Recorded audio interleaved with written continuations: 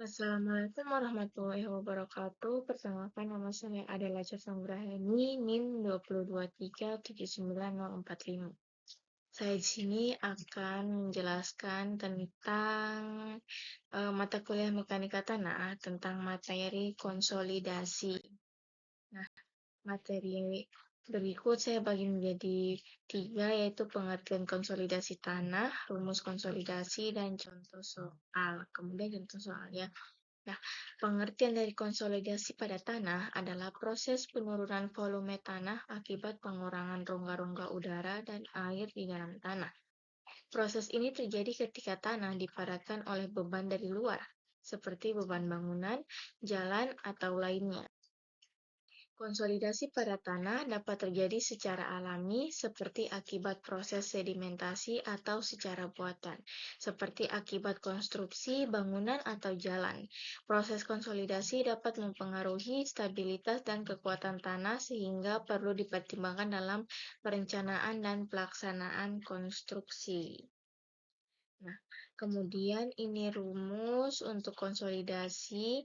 Nah, ditinjau lapisan tanah lempung jenuh dengan tabel H akibat adanya beban yang bekerja, lapisan tanah menerima tambahan tegangan sebesar delta P dianggap tegangan arah lateral 0. Pada akhir konsolidasi terdapat tambahan tegangan efektif vertikal sebesar delta P sebagai akibat penambahan dengan dari P0 ke P1 dengan P1 aksen sama dengan P0 aksen ditambah delta P.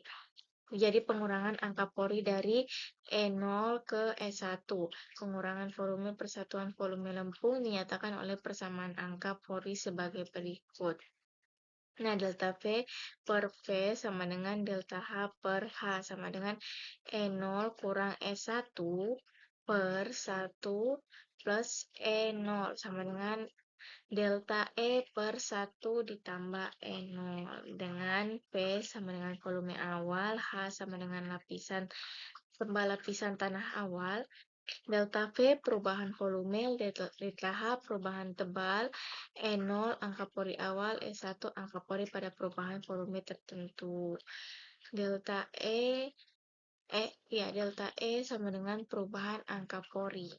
Nah, karena regangan lateral 0, pengurangan volume per volume, satuan sama dengan pengurangan tebal per satuan tebalnya, yaitu penurunan persatuan ketinggian atau panjangnya.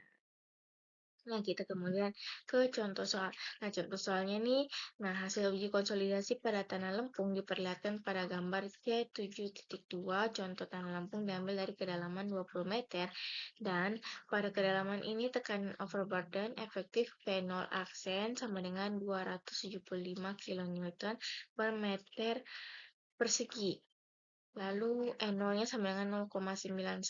Nah, tentukan kemiringan kurva penempatan asli di lapangan dengan cara Schwarzschild-Merkman. Lalu yang kedua, hitung penurunan konsolidasi yang terjadi pada tanah lempung bila akibat beban fondasi dan tekanan overburden. Tegangan yang terjadi bertambah menjadi P1 aksen sama dengan 800 kN persegi. Lalu tebal lapisan lempungnya itu sama dengan 10 meter. Nah, penyelesaiannya itu, di sini kan sudah ada grafik nih, grafik ini nih. Nah, grafik ini kan tadi nanti sudah tentukan P1 aksennya kan.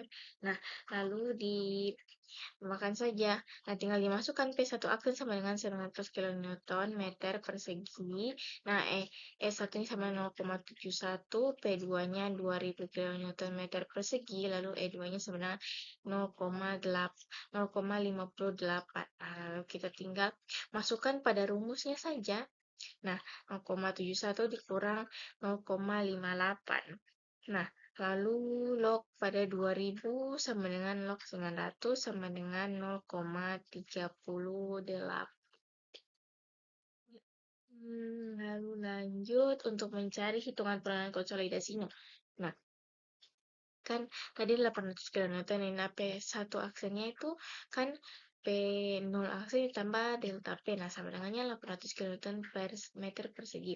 Nah, dengan cara SC sama dengan E0 kurang E1 per 1 ditambah E0, lalu dikali H, lalu dari kalkulasi lapangan untuk P akhir sama dengan 800 kilonewton meter persegi. Maka E1 sama dengan 0,74. Nah, tinggal dimasukkan saja ke rumus yang ini. Nah, SC sama dengan 0,91 kurang 0,74 per 1 tambah 0,91 dikali 10. Nah, sekali 10 jadi 0,89 meter. Nah, lalu karena lempung termasuk konsolidasi normal ya, di mana PC aksen sama dengan P0 aksen sama dengan 275 kN meter persegi. Nah, dan kan tinggal dimasukkan saja nih rumusnya nih. Nah, SC sama dengan 0,38 per 1 ditambah 0,91 dikali 10 log 800 per 275 sama dengan 0,92. Jika susah untuk begini, tinggal pakai kalkulator saja. Jika ingin menghitungnya, perbedaan kecil dari kedua hasil penurunan konsolidasi SC adalah akibat kesalahan pada pembacaan data pada kurvanya. Nah, habis itu kita lanjut. Nah, sudah selesai nih. Nah, terima kasih atas perhatiannya. Bila ada salah kata, mohon dimaafkan ya, dikarenakan saya juga masih dalam proses belajar. Jadi, saya mohon maaf bila ada kesalahan atau penjelasan yang kurang dimengerti. Mungkin teman-teman juga jika ingin mempelajari konsolidasi, kalian teman-teman bisa ke searching saja di YouTube, nonton YouTube, lalu bisa ke penjelasan para orang-orang yang lebih ahli. Nah, dikarenakan ini akhir dari presentasi saya mohon maaf. Terima kasih atas perhatiannya. Dan wassalamualaikum warahmatullahi wabarakatuh.